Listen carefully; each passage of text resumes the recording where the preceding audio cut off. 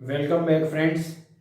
अभी हम आज स्टार्ट करने जा रहे हैं animal breeding. Animal breeding is the most important aspect of animal husbandry. It is very very important for the animal husbandry.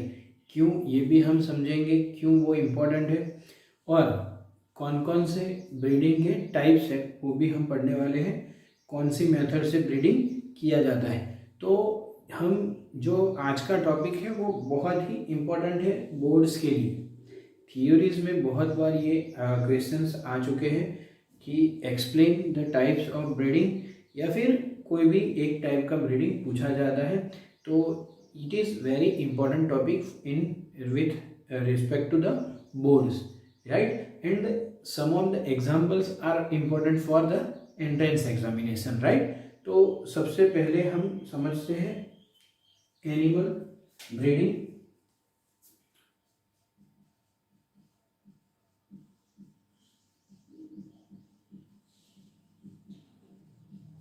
जो एनिमल ब्रीडिंग है उससे पहले हम ब्रीड को समझ लेते हैं। प्रीवियस वीडियो में भी हमने ब्रीड का डेफिनेशन पूरी तरह से समझा था। फिर से हम एक बार ब्रीड का डेफिनेशन लिख देते हैं कि what is breed.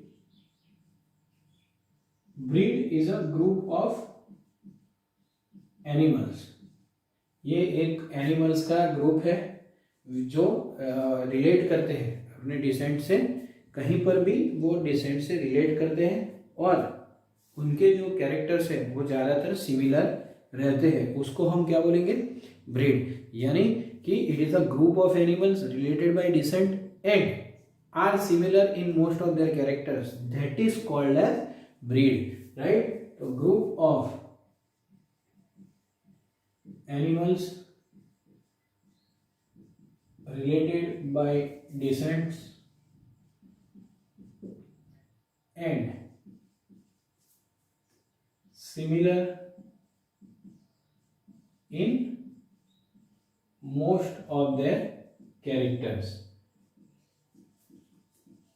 is referred as breed, right। उसके बाद समझते हैं कि what is the objective of animal breeding. क्यों ये बहुत ही इंपॉर्टेंट है एनिमल हस्बेंडरी के अंदर। तो सबसे पहले हम देखते हैं objectives of animal breeding, right.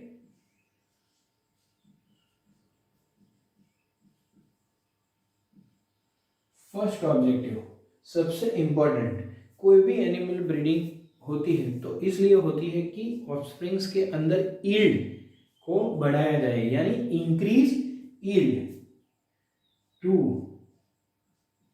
Increase yield. उसके बाद ईल्ड जब बढ़ती है तो वहां पर हमको ग्रोथ रेट भी बढ़ाना है। तो improvement in growth rate is the second objective, improve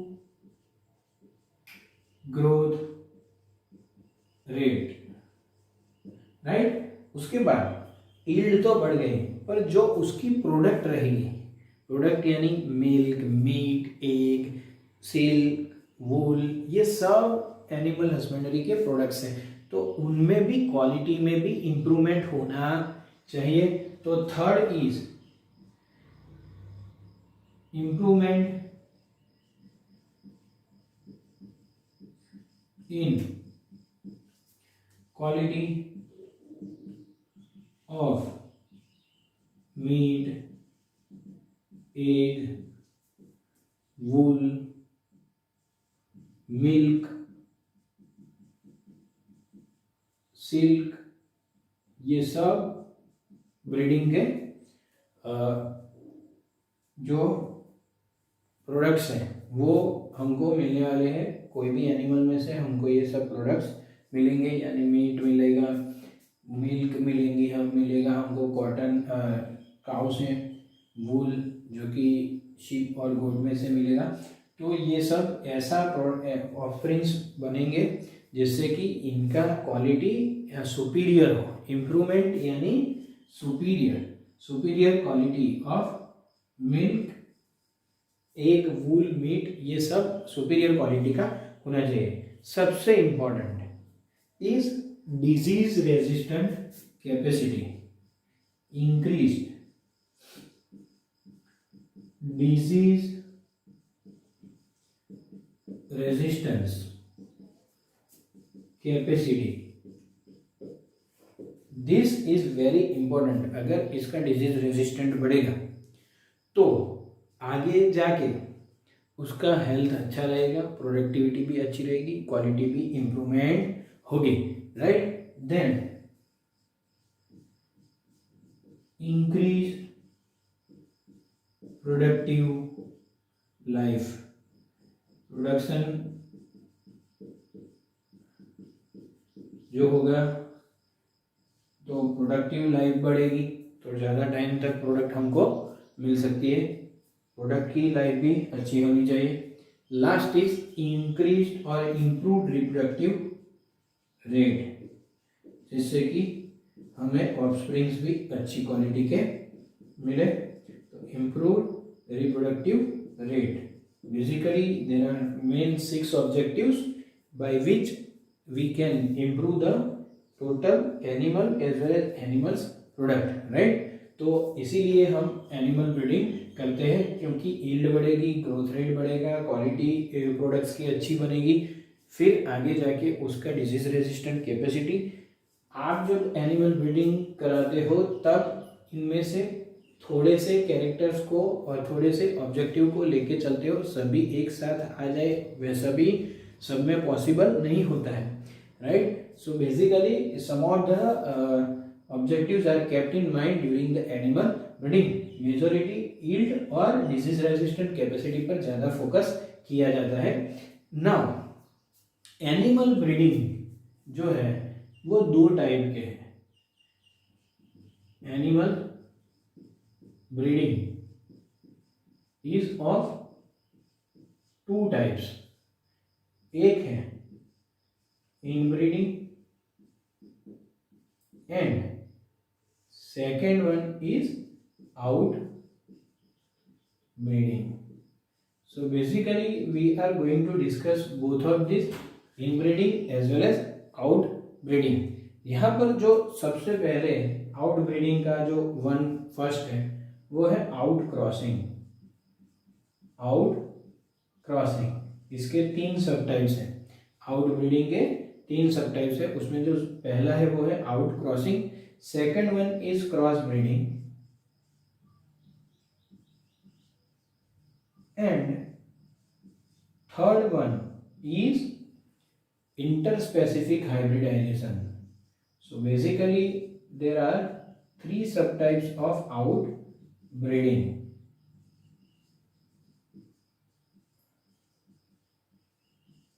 So over here animal breeding के कितने मेथड्स हैं? There are 2 methods. First one is inbreeding, second one is outbreeding, and outbreeding is having 3 subtypes. First one is outcrossing, second one is crossbreeding, and third one is interspecific hybridization. Okay, चलिए अभी हम animal breeding का जो सबसे first type है वो हम समझते हैं, that is in breeding. What is in breeding? उसको समझने के लिए हमको समझना पड़ेगा कि it is the breeding between the 2 closely related animals. यहाँ पर समझिए ये बात को कि ये 2 एनिमल्स कैसे हैं, closely related. That is very important in this topic, that breeding is carried out between 2 closely related animals for 4 to 6 generations, right, of same breed। यहां पर सेम ब्रीड आना चाहिए। तो when हम पढ़ रहे इनब्रीडिंग में क्या समझेंगे? सबसे पहले when breeding is carried out, when breeding is carried out between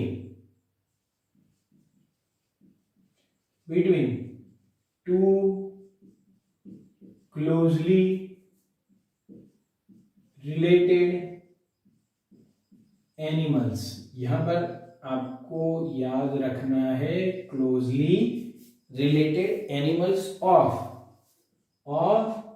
same breed, ये भी एक इंपॉर्टेंट है। सेम ब्रीड के होने चाहिए, तो क्लोजली रिलेटेड एनिमल्स यानी वो कहीं पर पेडिग्री में रिलेट करते हैं। Then for how many generation, for 4 to 6 generations you cannot move further, because उसका भी एक डिसएडवांटेज है, वो भी हम डिस्कस करने वाले हैं। समझ लीजिए कि हमने एक सुपीरियर काव लिया, एग्जाम्पल समझते हैं इसका। Superior cow is mated with superior bull, ये कैसे एनिमल्स हैं?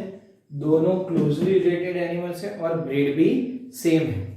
Now what will be the outcome, जो ऑफस्प्रिंग मिलेगा हमको, ऑफस्प्रिंग जो भी मिलेगा, ऑफस्प्रिंग्स जब मिलते हैं तो उसको इवेल्युएशन करना पड़ता है कि which of the offspring is having the desired character. जो हमने ऑब्जेक्टिव लिया था कि यील्ड ज़्यादा होना चाहिए, फिर उसका क्वालिटी अच्छा होना चाहिए, या फिर उसका डिजीज रेजिस्टेंस अच्छा होना चाहिए, वो हमको माइंड में रख के ऑफस्प्रिंग्स को क्या करना पड़ता है? Evaluation, and then further the inbreeding is carried out. अभी इवेल्युएशन में जो हम समझ सकते हैं, एक सिंपल एग्जांपल ले लेते हैं कि एक काव, फीमेल जो काव होगा, काव को अगर हमको इवेल्युएट करना है तो कैसे इवेल्युएट करेंगे? तो it produces more milk, right, during lactation और लैक्टेशन। तो काव को कैसे इवेल्युएट करेंगे? प्रोड्यूस मोर मिल्क पर लैक्टेशन, राइट। ऐसा अगर हम ऑब्जेक्टिव ले लें कि मिल्क का प्रोडक्शन, तो फीमेल काउ का इवेल्युएशन इजीली कर सकते हैं। अगर बूल है ऑफस्प्रिंग्स में तो उसको, उसकी सुपीरियरिटी हम कैसे चेक करेंगे? तो वो है, it will give rise to superior progeny. आगे जाके उसकी प्रोजेनी कैसी होगी? सुपीरियर होगी। अगर बूल हुआ तो कैसे हम इवेल्युएट करेंगे? Give rise to superior progeny. So ये हो गया इनब्रीडिंग का इवेल्युएशन, राइट। उसके बाद what will be the advantage of this inbreeding? अगर हम एडवांटेजेस को समझते हैं तो एडवांटेजेस बहुत सारे हैं। सबसे पहले, अगर हम इनब्रीडिंग करवाते हैं तो we will collect the same types of genes, अच्छे वाले genes, and certain cases it has been observe कि रिसेसिव जीन्स भी कलेक्ट होते हैं। तो फर्स्ट वन क्या होगा? प्योर लाइंस क्रिएट होगी। प्योर लाइंस यानी स्टेबल जो जीन्स का फॉर्म होगा वो आएगा, क्योंकि हम इनब्रीडिंग करवा रहे हैं। तो प्योर लाइंस का मतलब क्या हुआ? होमोजाइगोसिटी इंक्रीजेस, यानी सेम दोनों अलील सेम होते जाएंगे। इंक्रीजेस जो हमने बताया था होमोजाइगस जेनेटिक्स के अंदर, जो हमारा फर्स्ट वीडियो था पूरे यूट्यूब के अंदर, उसमें हमने क्लियर बताया था कि टीटी, कैपिटल टी को हम क्या बोलेंगे? Homozygous condition, because both the alleles are same type, right. तो प्योर लाइन्स यहाँ पर हमको क्रिएट होगा। उसके बाद इससे क्या होगा कि it exposes harmful recessive genes, है ना। हार्मफुल जीन्स को एक्सपोज करते हैं, जिससे कि हम सिलेक्ट एंड एलिमिनेट भी कर सकते हैं। तो it exposes the harmful genes, right. तो उसको हम सिलेक्ट करके एलिमिनेट कर सकते हैं। उसके बाद है ना, अगर हार्मफुल रिसेसिव जीन्स को हमने एलिमिनेट कर दिया है तो एक्यूमुलेशन किसका होगा, तो accumulation of superior genes, right, superior genes accumulate होते जाएंगे, right. Now what is the disadvantage, और डिसएडवांटेज को कैसे हम रिस्टोर कर सकते हैं उसके बारे में सोचेंगे। तो जो डिसएडवांटेज है, अगर आप कंटिन्यूअस इनब्रीडिंग करवाते हो, यहाँ पर हमने बताया था कितनी जनरेशंस के लिए किया जाता है, 4 to 6 जनरेशन, यानी अगर हम कंटिन्यूअस इनब्रीडिंग करते हैं तो क्या होगा, कोई पर्टिकुलर कैरेक्टर्स के लिए हम homozygous condition superior genes collect कर सकते हैं, पर उसके अलावा दूसरे जो हमारे ऑब्जेक्टिव में नहीं है वो जीन्स रिसेसिव होने के चांसेस है, और इससे क्या होगा, उसकी फर्टिलिटी और प्रोडक्टिविटी दोनों डिक्रीज हो जाएगा, जिसको हम बोलते हैं इनब्रीडिंग डिप्रेशन। क्या बोलते हैं उसको, इनब्रीडिंग डिप्रेशन। तो continued inbreeding results in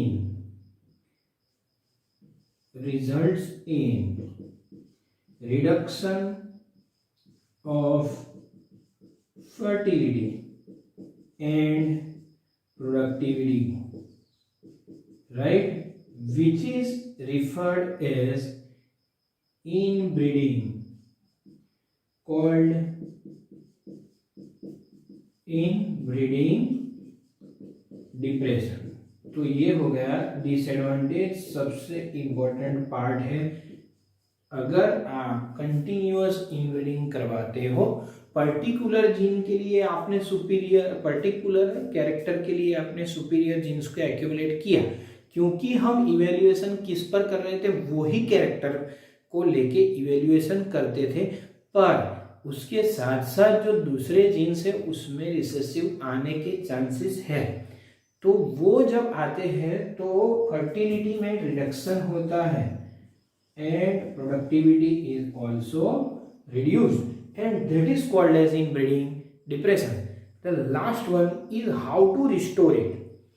restoration भी करना पड़ेगा क्योंकि इनब्रीडिंग डिप्रेशन होने के चांसेस है, तो रिस्टोरेशन कैसे करेंगे ताकि इनब्रीडिंग ना आए, right.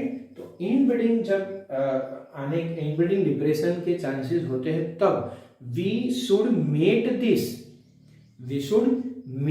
This type of animals with unrelated animals of same breed. तो रिस्टोरेशन कैसे होगा, animals should be mated with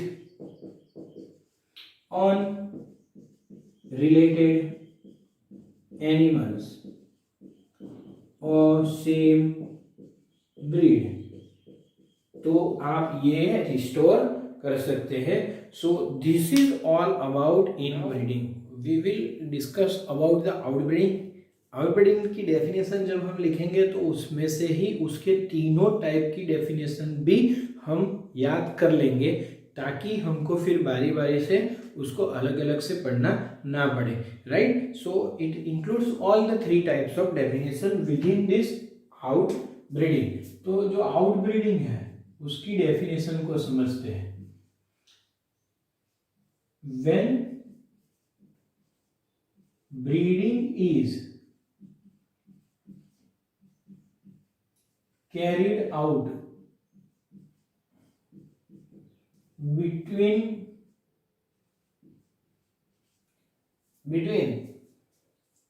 when breeding is carried out between unrelated animals, between individuals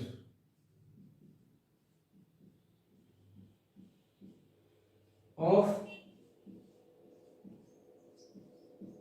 unrelated animals of same breed first, right, जब breeding carry करते हैं हम unrelated animals की, यानी कि यहाँ पर रिलेशन नहीं है पेडिग्री के अंदर पीछे। पेडिग्री में देखें तो उसका जो प्रीवियस जनरेशन है उसमें कोई रिलेशन नहीं है। And that animals can be of same breed और ऑफ डिफरेंट ब्रीड्स और डिफरेंट स्पीसीज। यहां पर तीनों का डेफिनेशन हम समझ सकते हैं। When breeding is carried out, right, when breeding is carried out the unrelated animals, between the unrelated animals, right, between the individuals of unrelated animals of same breed, अगर same breed आता है, right, unrelated animals of same breed that is having no common ancestors up to 4 to 6 generation, right, in either of the pedigree, right। तो जो दो animals हमने लिए हैं उसका कॉमन एंसेस्टर्स अगर नहीं होता है तो इसको हम क्या बोलेंगे, तो इसको बोलेंगे आउट क्रॉसिंग। ये हो गई फर्स्ट डेफिनेशन।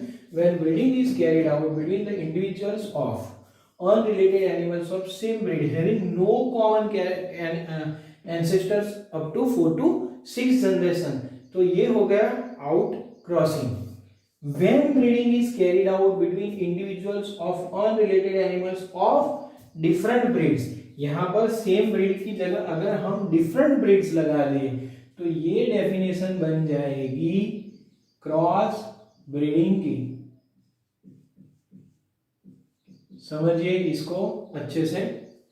और अगर हम फिर से when breeding is carried out between individuals of unrelated animals of different species अगर हम लगा देंगे तो ये हो जाएगा इंटरस्पेसिफिक हाइब्रिडाइजेशन, यानी तीनों की डेफिनेशन हो गई ready, right. So basically this is difference. यहाँ पर अनरिलेटेड एनिमल्स हैं पर यहाँ पर सेम ब्रीड होगा तो आउट क्रॉसिंग हो जाएगा, डिफरेंट ब्रीड होगा तो क्रॉस ब्रीडिंग हो जाएगा, और डिफरेंट स्पीसीज होगा तो इंटरस्पेसिफिक हाइब्रिडाइजेशन होगा। Now talking about the first type of out breeding. जो first type of out breeding यानी कि सेम नहीं, दूसरा अनरिलेटेड एनिमल्स, राइट, तो उसमें जो सबसे पहला है आउट क्रॉसिंग। आउट क्रॉसिंग का एग्जाम्पल लेते हैं। आउट क्रॉसिंग का डेफिनेशन समझ लिया है हमने। एनिमल्स रिलेट नहीं होने चाहिए, ब्रीड सेम होना चाहिए, और उसका रिलेशन कैसा, अप टू 4 to 6 जनरेशन, उसको कोई कॉमन एंसेस्टर नहीं होना चाहिए। तो यहाँ पर हम सेम एग्जांपल ले सकते हैं। Superior cow when mated with superior bull of same breed, यहाँ पर याद रखिए same breed, superior bull of same breed but not related, right. तो जो ऑफस्प्रिंग मिलेगा उसको हम बोलेंगे आउट क्रॉस। क्या बोलेंगे इसको, आउट क्रॉस, राइट। एंड ये आउट क्रॉसिंग क्यों किया जाता है, this is very effective method. ये बहुत ही इफेक्टिव मेथड है। किस में, तो those cattles which are having low productivity in case of milk yield, उसमें यानी कि बीफ कैटल्स, उसमें ये बहुत ही इफेक्टिव है, राइट। वेरी इफेक्टिव मेथड किसमें, जिसमें कैटल्स हैविंग लो प्रोडक्टिविटी, किसमें, milk yield, right. Example beef cattles के अंदर ये बहुत ही इफेक्टिव मेथड है, right. So this is about the out crossing. दूसरा उसका एक बेनिफिट है, इसको करने से इनब्रीडिंग, डिप्रेशन, रिमूव होता है, प्रिवेंट्स और restore in breeding depression. Okay, so this is about the out crossing. Now we will see the cross breeding. चलिए अभी हम second type of out breeding को समझते हैं, जिसको हम बोलते हैं क्रॉस ब्रीडिंग। तो यहाँ पर डेफिनेशन हमने पहले से ही डिस्कस कर लिया है कि जब ब्रीडिंग कैरी करते हैं दो इंडिविजुअल्स जो कि रिलेटेड नहीं है, पर यहाँ पर तो रिलेशन वैसे भी नहीं होगा क्योंकि ये डिफरेंट ब्रीड्स के हैं, right? So that is called as cross breeding when the cross or when the breeding is carried out between the individual of different breeds, that is referred as cross breeding. तो यहाँ पर जो second number है वो है cross breeding. उसमें क्या किया जाता है समझिए कि एक सुपीरियर मेल और उसका मेट सुपीरियर फीमेल से किया जाता है ताकि दोनों की कैरेक्टरिस्टिक को हम कंबाइन कर सकें, और जो ऑफस्प्रिंग्स मिलते हैं, offsprings, superior male is mated with the superior female to combine the characters, right? तो यहाँ पर इसमें दोनों के कैरेक्टर्स आएंगे और जो ऑफस्प्रिंग हमको मिलेगा उसको हम क्या कर सकते हैं, This offsprings can be used for commercial production, products के लिए हम यूज कर सकते हैं, या फिर offsprings can be subjected to inbreeding, ताकि ये ब्रीड स्टेबल हो जाए। इनब्रीडिंग करवाने से ये to develop stable breed, right? To develop stable breed, जिससे कि इसमें सुपीरियर क्वालिटीज होगी जो प्रीवियस ब्रीड से या फिर दूसरी ब्रीड से उससे सुपीरियर क्वालिटीज होगी। तो यहाँ पर हम दो चीज कर सकते हैं, या फिर तो उसका कॉमर्शियल प्रोडक्शन के लिए यूज कर सकते हैं, या फिर उसको स्टेबल ब्रीड बनाने के लिए इनब्रीडिंग में डाल सकते हैं, जिससे कि हमको एक नई ब्रीड मिल जाए। इसके थोड़े एग्जांपल्स देखते हैं। यहाँ पर हम जो पहला है, आपने सुना होगा Sahiwal cow, Sahiwal cows and is mated with Brown Swiss. भी हम समझेंगे ये तो यूएस का बुल है, बुल जो कि यूएस में पाया जाता है, यूके में पाया जाता है। तो क्या होता है, सीमेन को इंपोर्ट करते हैं, पूरे बुल को इंपोर्ट करने की जरूरत नहीं है क्योंकि अभी हम सीमेन को स्टोर कर सकते हैं। तो सीमेन इंपोर्टेड फ्रॉम यूएस, यहां से इंपोर्ट किया था सीमेन को। Sahiwal cow is crossed with Brown Swiss, जिससे क्या होगा, एक नई वैरायटी मिली थी करण स्विस। और ये जो है कहां पर किया गया था पूरा प्रोसेस, तो NDRI national dairy research institute जो कि करनाल हरियाणा में है, वहां पर पूरा रिसर्च किया गया था। नेशनल डेयरी रिसर्च इंस्टीट्यूट में ये तैयार किया गया था, करनाल हरियाणा, राइट? हरियाणा के अंदर है ये, NDRI शॉर्ट में इसको हम बोलते हैं। नाउ दूसरा एक एग्जाम्पल, ये फर्स्ट एग्जाम्पल था, तो सेकेंड एग्जाम्पल एक ले सकते हैं। Again Sahiwal cow is crossed with the Holstein Friesian bull, जो कि साहिवाल इंडिया की बेस्ट मिल्क ब्रीड है, और होल्स्टीन फ्रिशियन जो कि वर्ल्ड वाइड सबसे अच्छी मिल्क ब्रीड है। तो यहां से हम देखेंगे साहिवाल काऊ is mated with Holstein Friesian bull. तो जो ऑफस्प्रिंग मिलेगी उसको हम बोलेंगे फ्रिशवाल, राइट, जो कि दोनों की सुपीरियर कैरेक्टरिस्टिक्स एक में आती है। थर्ड, एक शीप का एग्जांपल्स ले लेते हैं। Bikaneri ewes are crossed with Merino rams and the product which we are getting is Hisardale. तो यहाँ पर जो एग्जांपल, थर्ड एग्जांपल हम लेंगे वो है Bikaneri ewes crossed with Merino rams. तो जो प्रोडक्ट मिलेगा वो होगा हिसारडेल।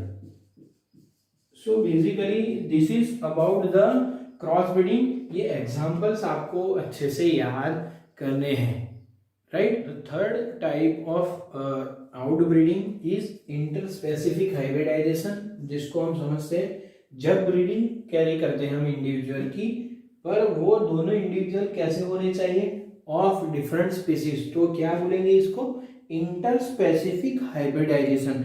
जैसे कि हमने समझा था पहले ही, एक पूरी डेफिनेशन के अंदर तीनों की डेफिनेशन आ जाती है। तो यहाँ पर दो ऐसे इंडिविजुअल्स जो स्पीसीज ही उनकी अलग अलग है, उनको मेट किया जाता है और उससे जो प्रोडक्ट बनता है वो ऑफस्प्रिंग कैसा होना चाहिए। तो जनरली क्या करते हैं कि दोनों के डिजायरेबल कैरेक्टर्स प्रोजेनी के अंदर होते हैं, जिसका इकोनॉमिक इंपॉर्टेंस बहुत ही ज्यादा रहता है। इसकी वजह से इंटरस्पेसिफिक हाइब्रिडाइजेशन करवाते हैं। तो interspecific hybridization is including two different species, mating between the individuals of two different species. यहां पर हम एग्जांपल लेते हैं कि अगर हम मेल हॉर्स लें, male horse and is crossed with female donkey, right, is crossed with female donkey। तो यहां पर जो हमको ऑफस्प्रिंग मिलेगा वो होगा हिनी। हिनी जो होता है वो जनरली स्टेराइल होता है, right.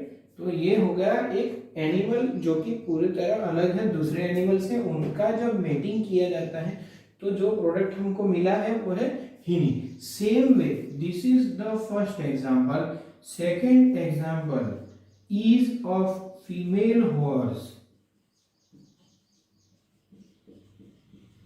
and male donkey is crossed. तो यहां पर हमको जो एनिमल मिलेगा वो है mule and this is also sterile, पर ये उसका जो वर्क एफिशिएंसी है वो बहुत ही ज्यादा है, इसलिए दोनों के जो कैरेक्टर्स है वो डिजायरेबल कैरेक्टर्स प्रोजेनी में आते हैं, जिससे कि इसका इकोनॉमिक इंपॉर्टेंस बढ़ जाता है। So this is about the interspecific hybridization. ये बात समझ लीजिए कि हर बार इंटरस्पेसिफिक हाइब्रिडाइजेशन में सिर्फ स्टेराइल नहीं होगा। कई केसेस में देखने को मिला है कि in certain cases there is fertility also, पर majority of the cases shows sterility. So this is about interspecific hybridization. चलिए अभी हम देखते हैं कि नेक्स्ट टॉपिक जिसको हम बोलेंगे control breeding experiments. We are also nowadays successful in conducting certain control breeding experiments. कैसे होते हैं ये कंट्रोल ब्रीडिंग एक्सपेरिमेंट्स, और नॉर्मल मेटिंग से थोड़ा अच्छा है ये मेथड, जिससे कि सक्सेस रेट बढ़ा सकते हैं, राइट। तो सबसे पहले हम देखते हैं आर्टिफिशियल इंसेमिनेशन को। The first type of control breeding experiment is artificial insemination. Artificial insemination में क्या होता है, फर्स्ट टाइप में तो सीमेन को कलेक्ट किया जाता है सुपीरियर मेल में से, राइट। यहां पर क्या किया जाता है, semen is collected from superior male, superior male में से सीमेन को कलेक्ट किया जाता है। अभी इसका क्या कर सकते हैं, दो ऑप्शन है। This semen can be stored, क्योंकि अभी टेक्नोलॉजी अच्छी है, you can store it in liquid nitrogen that is called as cryo preservation technique at -196 degree Celsius. तो यहाँ पर इसको फ्रोजन किया जाता है, कैन बी स्टोर्ड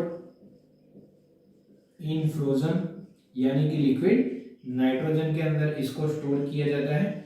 और अगर इसको यूज करना है तो this collected semen can be injected in selected female, can be injected in selected female.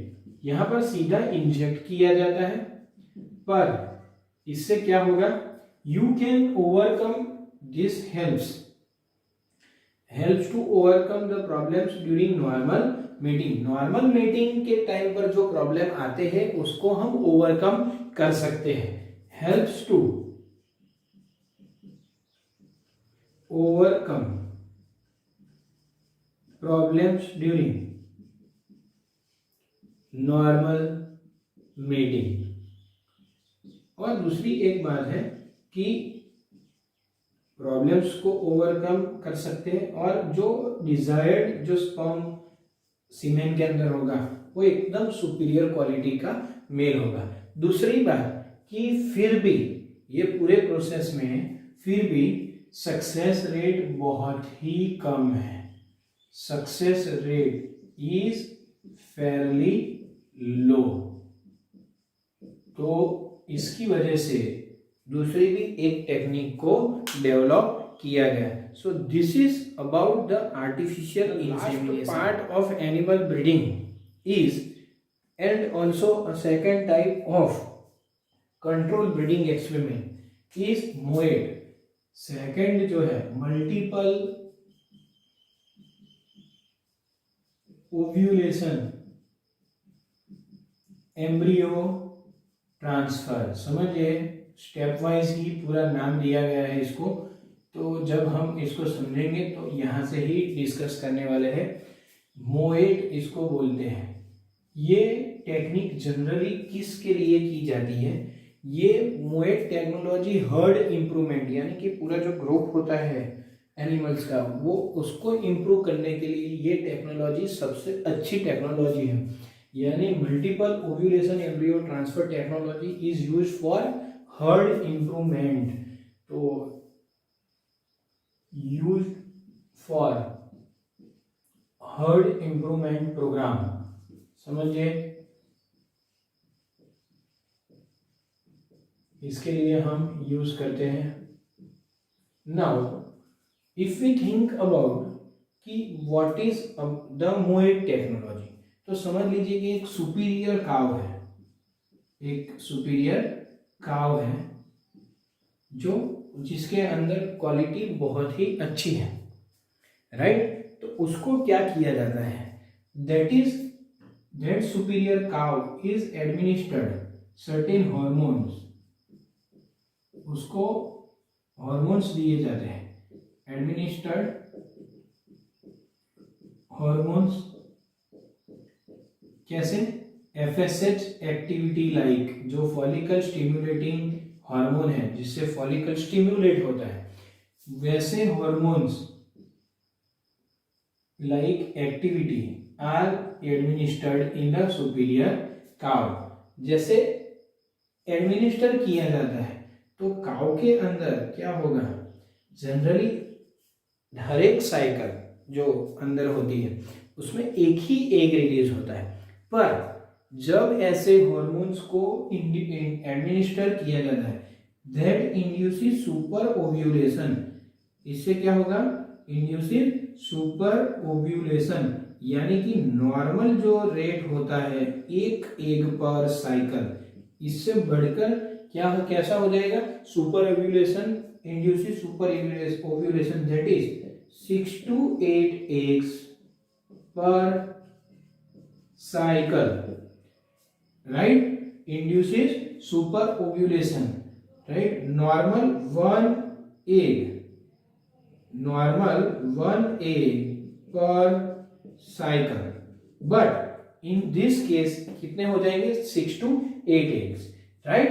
After the super ovulation क्या होगा कि it is mated with an elite bull, और आर्टिफिशियली इंसेमिनेटेड, दोनों के चांसेस है। उसके बाद राइट, सुपर ओव्यूलेशन के बाद क्या किया जाता है, मेटेड विथ इलाइट बुल और आर्टिफिशियली इंसेमिनेटेड, राइट। जब मेटिंग किया जाता है तो क्या होगा कि फर्टिलाइजेशन होगा, ये 6 से 8 एग्स का फर्टिलाइजेशन होगा। तो ये जो फर्टिलाइज्ड एग्स हैं, राइट, जब मेटिंग किया जाता है तो जो बनता है, राइट, जो फर्टिलाइज्ड एग्स होंगे यहां पर उसको रिकवर किया जाता है। Fertilised eggs are recovered non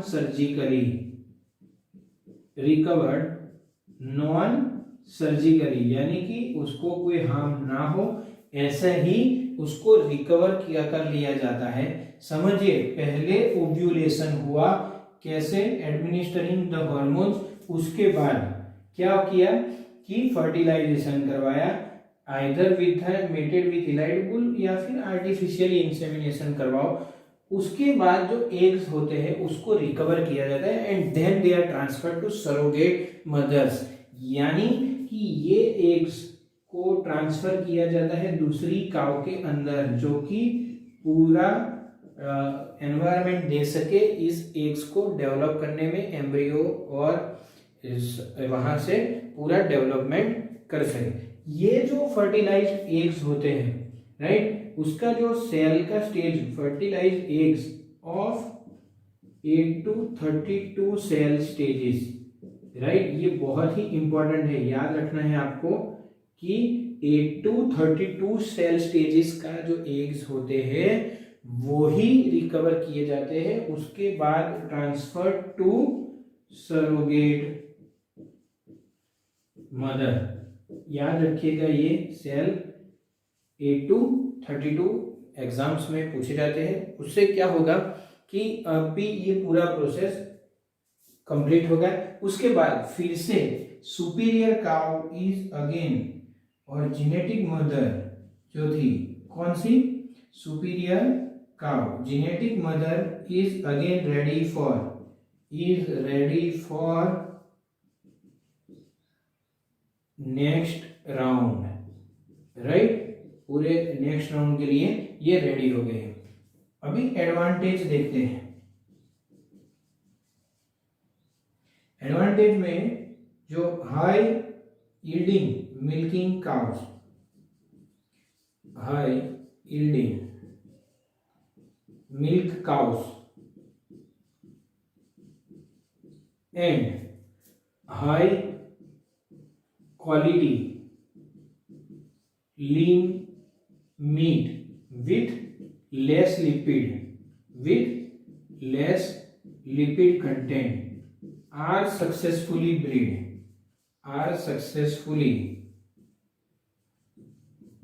bred to improve the herd size as well as quality। तो शॉर्ट टाइम के अंदर to increase herd size and in short time, जैसे हमने पहले ही इसका एम डिटरमाइन किया था कि it is for herd improvement programme. तो ये आपको याद रखना है पूरा technology, right, this is about the MOET. So we have successfully completed the animal breeding. Thank you.